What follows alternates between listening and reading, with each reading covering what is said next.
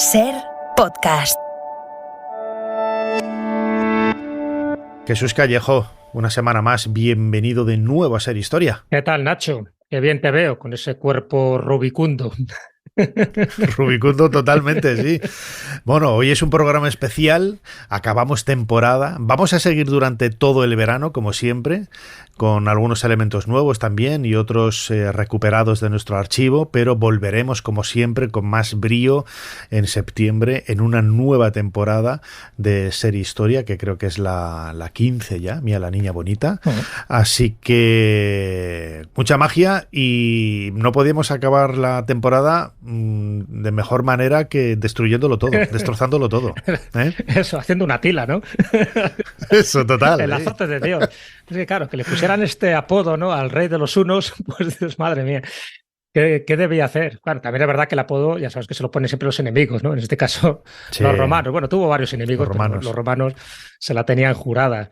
Pero tiene gran mérito, porque un imperio tan efímero, ¿no?, que diera tanta guerra en Europa, en esa Europa occidental, pues ya te digo, que tuviera también el valor y la habilidad de reunir a tribus muy distantes, ¿no? Porque aparte de los hunos, luego comentaremos un poco, ¿no?, de dónde procedían estos hunos, pero es que unía a ostrogodos, a alanos, a escitas, a búlgaros, a todos juntos allí y creó un imperio bastante extenso, desde el Mar Negro hasta el Mar Báltico y también con todas las llanuras del Danubio, y que, bueno, pues fue tan efímero como que duró lo que duró él. Es verdad que los hunos no empieza con él, ya, en fin, su tío y alguno más ya había liderado, ¿no?, estas facciones y estas tribus unas.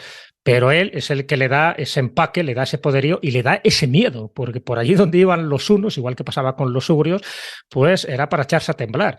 Primero por el aspecto físico que tenían, en fin, tenían un cráneo alargado, nariz achatada, pero olían a rayos. O sea, el hedor era todavía, asustaba más que el ardor guerrero que hacían en sus batallas. Ahora cuando te estaba escuchando, ¿no?, del olor de los soldados, es algo que en Afganistán cuenta mucha gente, que los talibanes huelen mal y los soldados talibanes son conocidos precisamente por el mal olor que tienen. Recuerda un poco a este ejército de Atila y los hunos, que antes te comentaba a micrófono cerrado, que yo siendo niño, claro, oía hablar de Atila y los unos y los doses y los treses, ¿no? Hasta que un día lo vi escrito, los unos, no los hunos, ¿no?, como dicen en inglés, con H.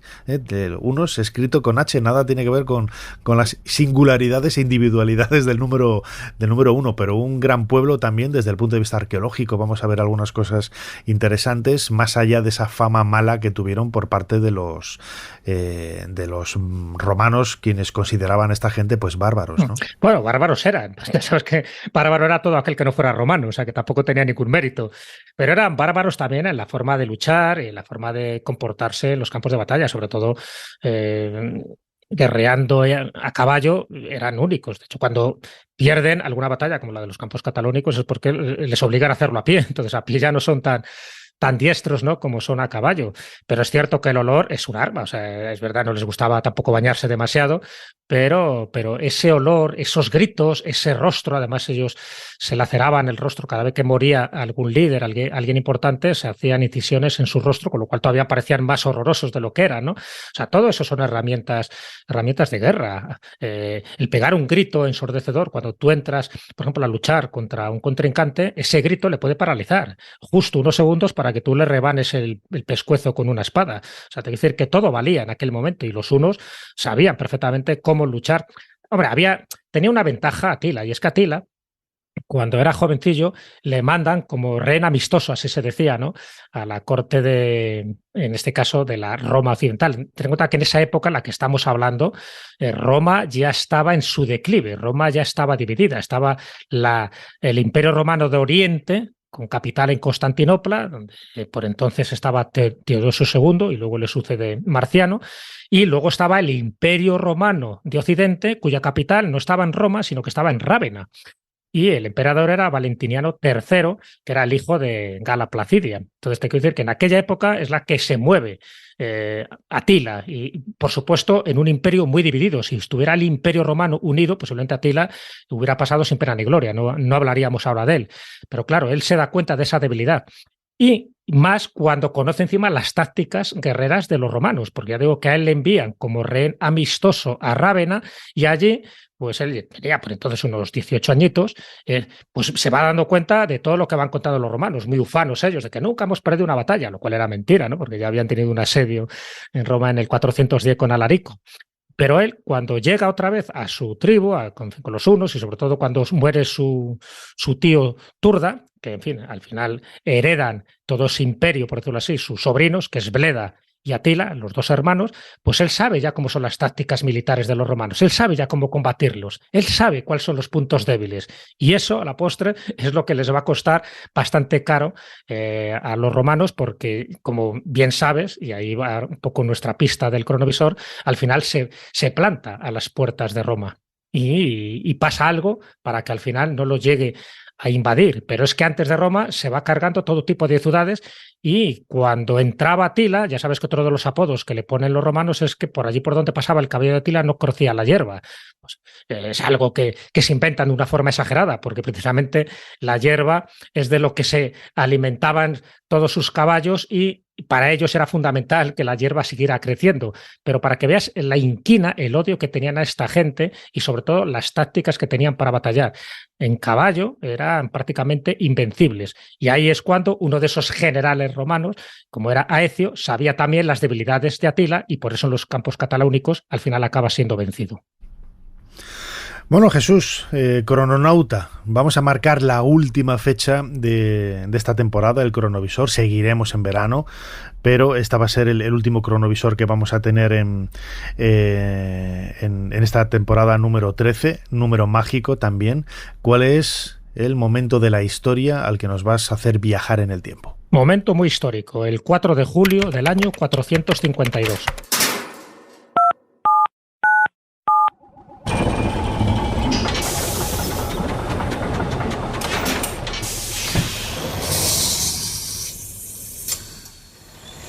Adelante, pasen. Jesús Callejo les está esperando junto al cronovisor.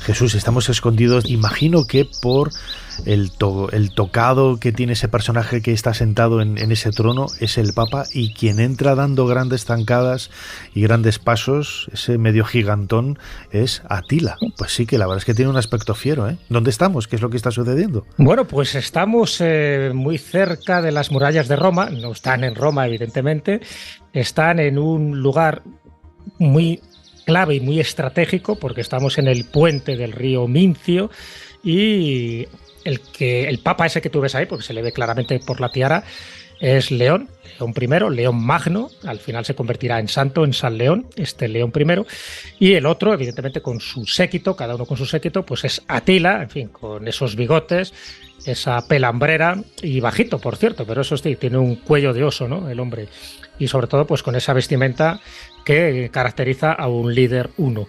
Bueno, pues este momento, por eso lo hemos elegido en este cronovisor, es un momento clave, porque, te digo, aparte de todo el séquito que hay alrededor, ves que hay un momento que se apartan, o sea, el Papa y Atila están ahora de forma solitaria cuchicheando algo. Vamos a acercarnos, porque lo que se diga en esa conversación es decisivo para la suerte de Roma, porque ahí se está determinando si van a invadir Roma, y por lo tanto van a pasar a cuchillo a todos sus habitantes, porque ya lo habían hecho con Orleans y lo habían hecho con otras ciudades. De hecho, también habían asediado París, que no la asediaron, yo luego te comentaré también por qué, porque también intervino alguien que luego se convirtió en santa, que era Santa Genoveva. Pero en este caso tenemos a León, ¿no? A León I, al Papa. ¿Qué es lo que dicen? Bueno, vemos ahí una serie de cuchicheos, pero podemos indagar, gracias al cronovisor, lo que le está diciendo para que Atila cambie de decisión. Por una parte, a Atila le llama la atención el nombre que tiene el Papa, León, un nombre de animal. Los hunos son muy supersticiosos, y cualquier personaje que tenga el nombre de un animal, consideran que tiene el espíritu de ese animal y eso ya le impone respeto, incluso le da un poco de miedo. Ese es el primer dato que le llama la atención a Atila. León, un papa, vale. Luego el papa le dice, mira, tú verás si quieres entrar y saquear Roma, pero te recuerdo que unos años antes, se refiere al 410, entró Alarico, saqueó Roma, pero en ese mismo año él murió en Cosenza. Le entró una enfermedad y la palmó por una maldición de nuestro Dios único y todopoderoso. Le dice el Papa, cuidado, los hunos no creen en Dios ni creen en nada, son ateos. Es de los pocos pueblos que yo conozco que no tenían ningún tipo de creencia en dioses. Ellos creían solo en sus antepasados, en el espíritu de sus guerreros muertos. Entonces eso también le llama la atención. O sea, que vuestro Dios poderoso, al que entró a Roma en el 410, se lo cargó. Sí, sí, así que tú verás, tú puedes entrar en Roma, pero que sepas que tu vida tiene 2 telediarios, o como se llamaran en aquella época los telediarios. Y seguimos. Claro, evidentemente también le lleva un arca de oro y le promete un tributo durante 5 años a Atila, si no les invade. Entonces, hombre, eso, el oro, en fin, y ese tributo tan generoso también influyó. Y aquí viene un detalle que lógicamente nuestro cronisor no detectamos, pero que sí queda recogido en crónicas posteriores. Y es que dicen que hay una aparición de San Pedro y de San Pablo, se abren los cielos y aparecen con sendas espadas, ¿no? San Pedro y San Pablo ahí para intentar defender a Roma. Y eso, claro, dice que a Atila le asusta. De hecho, hay un cuadro de Rafael Sanzio, ¿no? en el Estado Vaticano donde queda reflejado eso. Bueno, aquí tú y yo, Nacho, no estamos viendo a San Pedro y San Pablo planteando y enarbolando espadas, así que ese elemento lo quitaremos y diremos que es falso. Pero todo lo demás es lo que hizo que Atila levantara el campamento, se fuera y nunca más le volviera a interesar Roma. Pero fíjate, cierto malditismo también podríamos leer entre líneas, ¿no? Porque luego Atila falleció en el 453, 2 años después, ¿no? Pues prácticamente lo mismo que había sucedido 40 años con Alarico, ¿no? Creo que era. Sí.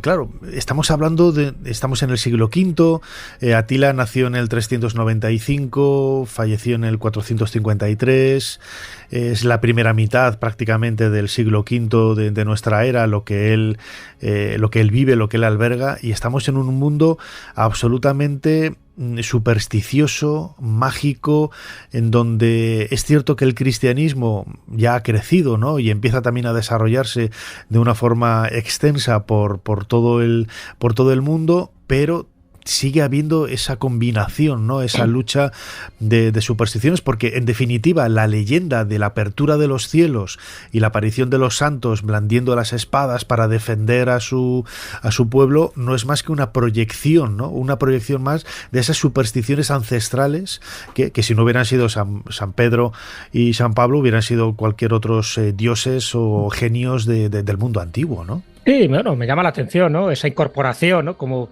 que al final tuvo que ser un milagro el que decide Atila pues no saquear y no invadir Roma. No hay milagro. Está claro que no sabemos exactamente la conversación que tuvo el León I, León Magno, con Atila. Suponemos, por lo que hemos oído, estos cuchicheos, que por ahí fueron los tiros, pero lo que sí queda claro es que él levanta el campamento y de forma casi inexplicable, teniéndole a tiro a Roma, pues que se fuera de allí, ¿no? También es verdad que hay un casus belli, todo esto. O sea, ¿por qué va allí? Es verdad que él tenía ansias de expansión, pero todo va allí. Hay una curiosa anécdota histórica que llama mucho la atención, porque aquí interviene Honoria. Honoria era hija del emperador Constancio y la querían casar con un senador. Entonces Honoria pues, se niega y no se le ocurre otra cosa que enviar una carta a Atila en aquella época junto con un anillo. Entonces, la carta es pidiendo ayuda, pero claro, al mandar el anillo, ¿qué es lo que entiende Atila? Pues que se quiere casar con él, claro, un anillo de esponsales. Y entonces dice, bueno, pues Atila dice, pues qué bien, lo acepto porque, oye, tener ahí tratos en este caso, con el Imperio de Oriente, pues le venía muy bien. Y pide la mano, evidentemente, de Honoria, pero también pide la mitad del Imperio de Occidente, ¿no? Cosa que dice que no están dispuestos a dárselo, ¿no? Bueno, pues él, no, porque además ahí entra su hermano, Valentiniano III, y bueno, estuvo a punto de matar a su hermana por haber hecho esa especie de no sé, de acto bastante suicida, ¿no? De mandar un anillo ni más ni menos que Atila, que era su principal enemigo.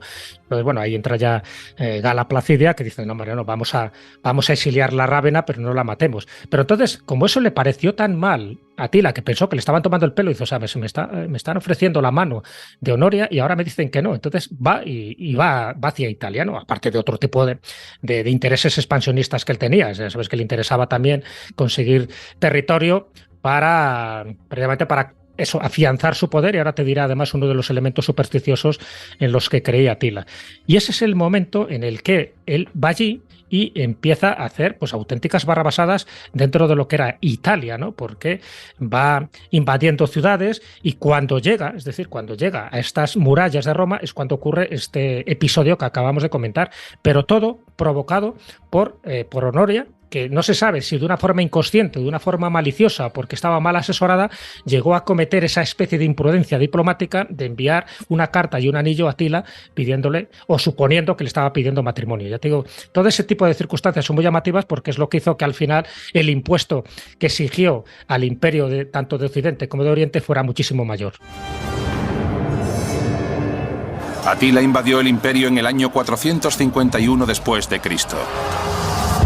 Muchos expertos suponen que atacó la ciudad de Trébéris, pero los historiadores apenas saben nada de su campaña o de su gente. Los hunos son un misterio arqueológico, son casi invisibles. Entonces, ¿quiénes eran los hunos y qué los hacía tan aterradores? La respuesta podría estar a 130 kilómetros de las ruinas romanas de Trébéris, en los antiguos bosques cerca de la ciudad de Rudheim. Aquí, una excavación ilegal descubrió un misterioso tesoro. El arqueólogo Ulrich Himmelmann cree que puede proporcionar una visión poco común del reino de terror de Atila. Es uno de los hallazgos más excepcionales de este periodo. Más de 100 piezas individuales conforman un impresionante tesoro. Incluye broches con forma de hoja chapados en oro y cuencos con incrustaciones de joyas. Entre los objetos restantes se esconde uno de valor incalculable. Una serie de cadenas y cierres de plata se unen para formar el marco de una exquisita silla plegable de plata. Es un descubrimiento extraordinario. Pero ¿quién era el dueño de este increíble tesoro? ¿Y podría revelar cómo eran realmente Atila y los hunos? Ulrich descifra este sorprendente hallazgo en sus archivos. Nunca he visto nada como esto. Una vez recuperado, el tesoro fue trasladado a los archivos regionales. Aquí un equipo de restauradores limpia cada pieza para dar a Ulrich la posibilidad de determinar el origen de esta extraña colección. Todos estos objetos datan de finales del siglo IV y principios del V. Su belleza es impresionante, pero para Ulrich, la silla de plata destaca entre el resto. Al reconstruir la silla, descubrimos que es una pieza magnífica, propiedad de alguien importante. La silla romana es espectacular y de gran valor, pero fue hallada por piezas. La excavación ilegal destruyó muchos de los artefactos, pero Ulrich piensa que la mayor parte del daño se hizo en la época romana. Alguien destrozó brutalmente estos objetos antes de enterrarlos. Estos objetos están relacionados con el lejano oriente. Esta pequeña lámina de plata con la imagen de un león procede de Europa del Este. Encontrar objetos como estos dentro del territorio romano es una auténtica sorpresa. ¿De quién era este tesoro? Los relatos históricos describen lujosas vajillas como esta en la corte del propio Atila. Este elemento sugiere que el tesoro pertenecía a los hunos.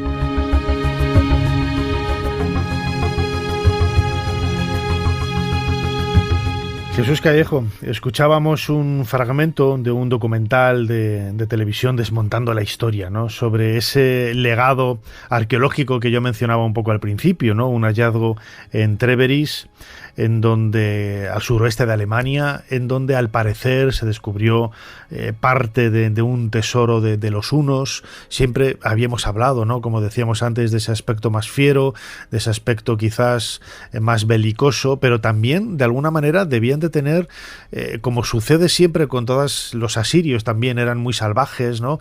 Aparecen siempre representados musculosos, muy violentos, con esas cacerías, esas torturas a los enemigos y ese tipo de cosas, pero también desde el punto de vista artístico luego tienen ese otro punto, ¿no?, de sofisticación, de elegancia, algo realmente sorprendente, ¿no? Sí, la corte de Atila, que no sabemos dónde estaba realmente, o sea, un poco nos pasa como con su tumba, ¿no? Tanto su ciudad como su tumba, pues sigue siendo un misterio. En fin, la de la ciudad podemos suponer por dónde estaba, pero la tumba es uno de los grandes enigmas para descubrir, igual que pasa con la de Alejandro Magno, o la que pasa pues con tantos y tantos líderes del pasado. En el caso de Atila, era una persona culta. Ya te he dicho que estuvo como rehén amistoso, ¿no?, en la corte de Rávena. Ahí se sabe, aparte por los esclavos que ellos también conseguían en sus batallas, y muchos de esos esclavos eran griegos y eran romanos. Entonces se sabe que él sabía perfectamente hablar el latín y sabía hablar y escribir el griego. O sea, que era algo insólito para esa época y sobre todo para un huno, en fin, que estaba curtido en las estepas siberianas y que en general allí nadie sabía leer ni escribir, solo sabían matar y sabían, pues eso, comer y beber.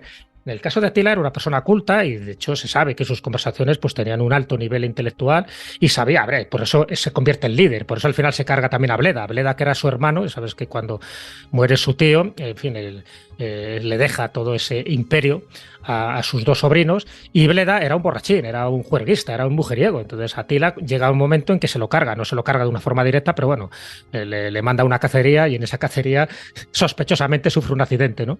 Bueno, pues en ese momento Atila, que se convierte en el auténtico rey, porque hasta ese momento era como una especie de correinado entre los dos, se convierte en el auténtico rey justo cuando acaba con su hermano, ya te digo, con este accidente tan sospechoso, ocurre un incidente, que es lo que te iba a decir antes, ¿no?, para que veas un poco la superstición que tenían los hunos. Ellos no creían en dioses, ellos no tenían ningún panteón, no tenían ningún templo, pero sí aparece también milagrosamente la espada de Marte.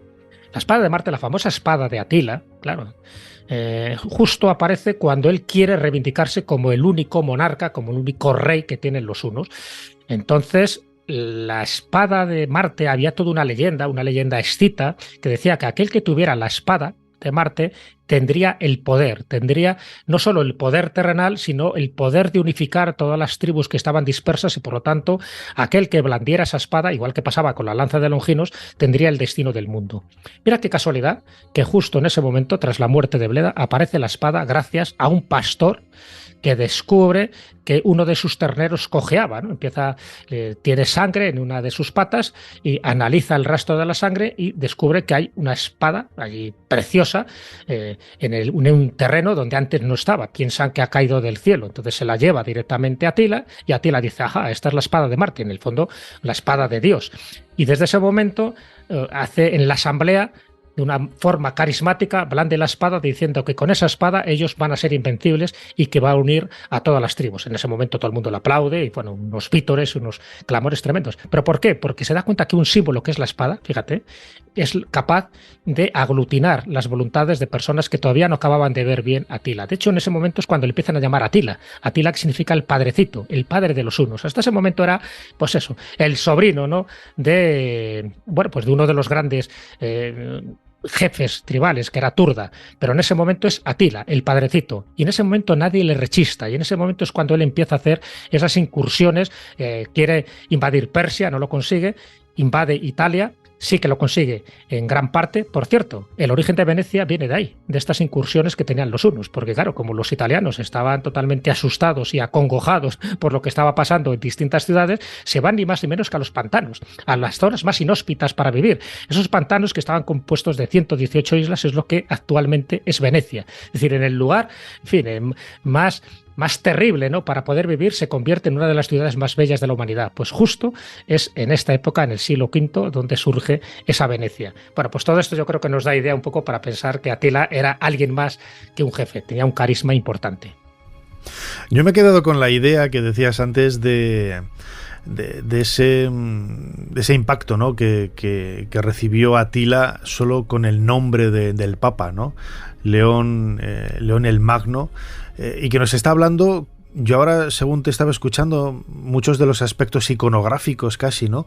Me recuerdan un poco la obra de Carter, ¿no? De Conan, por ejemplo, ¿no? El hecho de que esta iconografía, esta estética, ¿no? De personajes rudos, con la espada, fuertes, violentos, es un poco el mundo que recreaba Carter en Conan, y también el apego que tenían, que quizás de ahí viene un poco ese mundo de la superstición, con todo el espacio natural que les rodeaba, ¿no? Algo que ya en Roma había empezado a desaparecer y a diluirse, una cultura mucho más urbanita, una cultura en donde la religión, el cristianismo, pues estaba totalmente desapegada, ¿no? De los elementos naturales.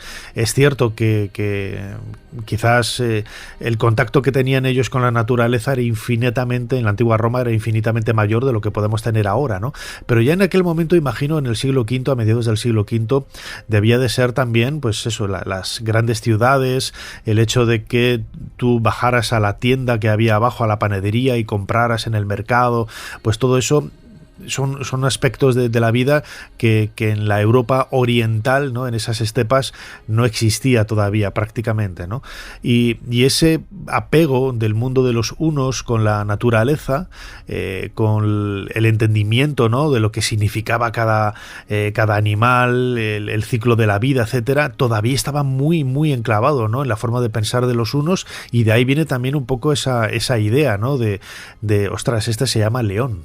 Quizás tenga la fuerza de un león, ¿eh? Claro, sí, bueno, existía ese concepto, y se ve que en los hunos, pues eso les asustaba, porque normalmente, ya sabes que, por ejemplo, no lo hacían los hunos, pero bueno, sí lo hacían mongoles y lo hacían otras tribus, ¿no? De aquella época, donde se cortaba la cabeza del enemigo principal, porque se pensaba que en la cabeza estaba su espíritu, estaba su valor, estaba su fiereza, y tener la cabeza luego ahí depositada en una estaca en tu tienda, en tu campamento, pues era como un talismán, ¿no? Era como una especie de amuleto protector.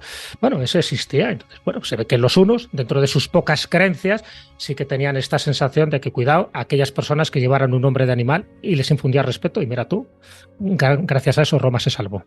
A medida que llegaban más tropas romanas para combatir la amenaza de la invasión bárbara, los lujos de los tiempos de paz, como las termas, fueron reutilizados.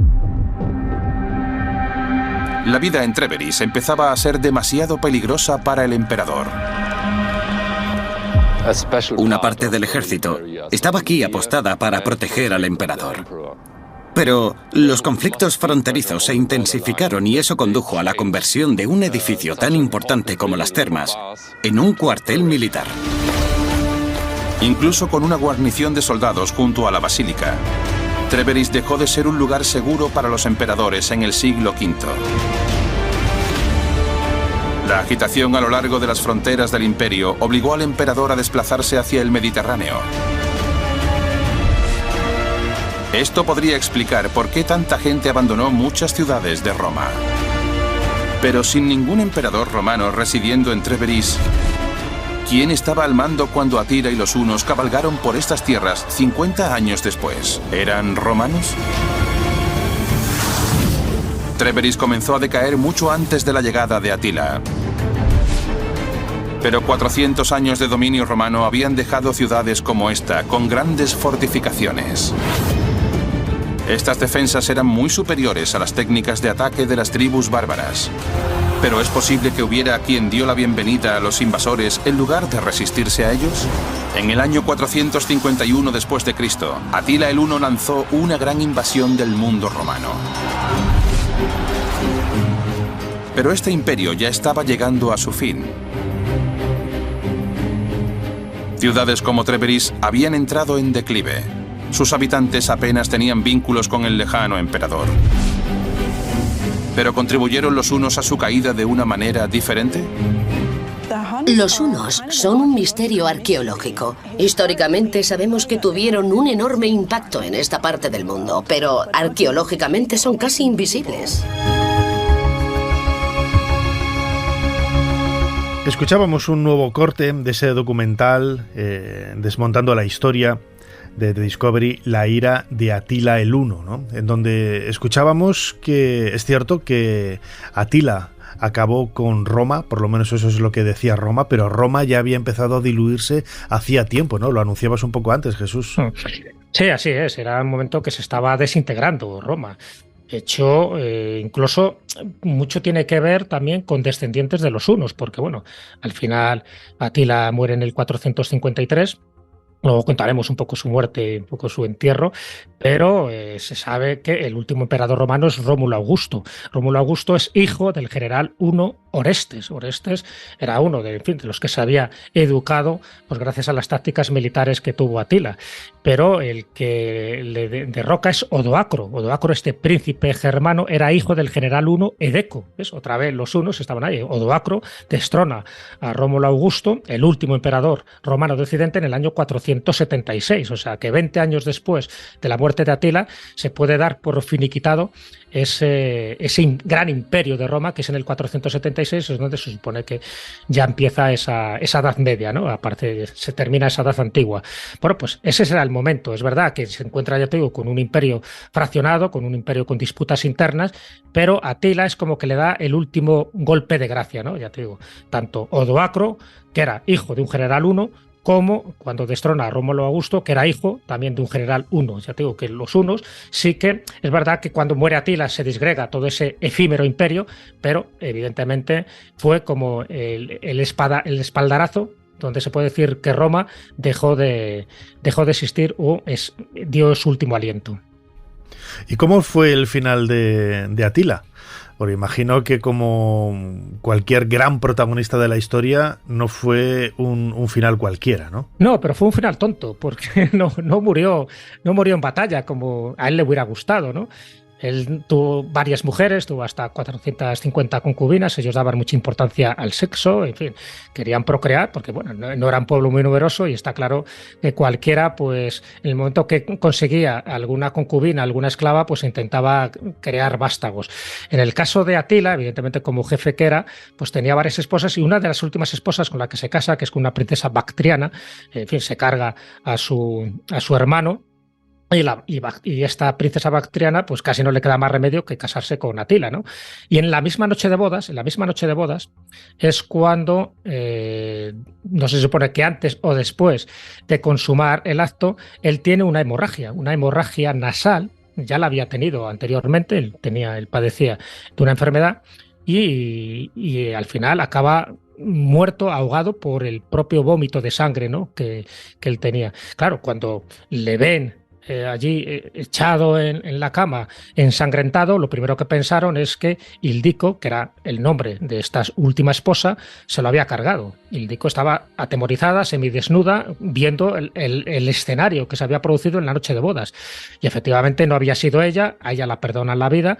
Y menos mal, porque te quiero decir que gracias a eso pues se pudo haber contado un poco parte de lo que ocurrió, porque luego ya lo cuenta sus descendientes. El hecho es que cuando él muere, estamos hablando de 58 años que tenía en aquel momento Atila, en fin, una edad bastante longeva, se produce otro de esos grandes misterios, que es cómo le entierran. Entonces dicen que le entierran en 3 ataúdes, ¿no? En un ataúd de oro, en un ataúd de plata, y el ataúd más grosero, por decirlo así, sería el de hierro. Y le entierran en un lugar totalmente desconocido, porque desvían el cauce de un río y luego matan a todos los que fueron protagonistas de ese entierro. Incluso los propios generales que participaron se autoinmolaron de una forma totalmente voluntaria, precisamente para preservar el último secreto de la tumba de Atila, que por cierto se ha buscado en Kazajistán.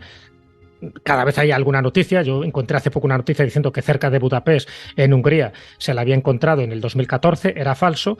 Y también dice que cerca de Micil, en Rumanía, también se había encontrado la tumba de un guerrero dorado con 100 artefactos y también su caballo en el año 2022, y tampoco era la tumba de Atila. Es decir, que a día de hoy esos 3 sarcófagos, esa tumba, está totalmente perdida y está totalmente ignorada. Atila sigue rodeado de infinidad de misterios, lo que lo convierte en un personaje apasionante y fascinante de la historia. Hemos viajado en este último cronovisor hasta el siglo V para descubrir cómo era la Europa, cómo era la Roma y sobre todo cómo era ese imperio de los hunos con Atila, todo un personaje. Jesús Callejo, Nos vemos muy pronto, ahora en septiembre. Todo lo mejor para este verano, disfrútalo.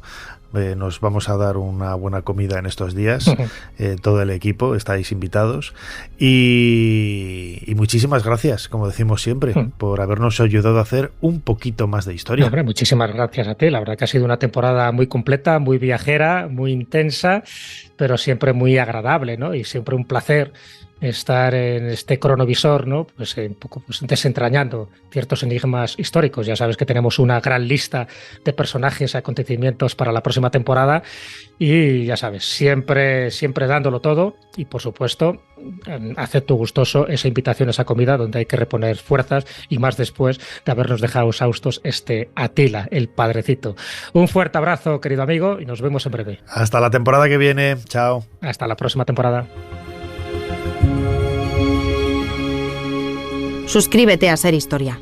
Todos los episodios y contenidos adicionales en la app de Cadena Ser y en nuestros canales de Apple Podcast, Spotify, iVoox, Google Podcast y YouTube. Escúchanos en directo en la Ser los domingos a la 1:30 de la madrugada. Cadena Ser. La radio.